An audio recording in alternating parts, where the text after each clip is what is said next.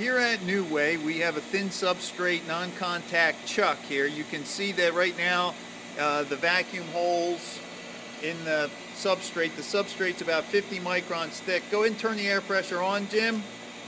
So now you can see some ridges appear on the surface, but it's completely non-contact, and the substrate is being held down to the surface with a significant amount of force. We've got another substrate here. This is about 150 microns. It's got some conductive layers printed on it.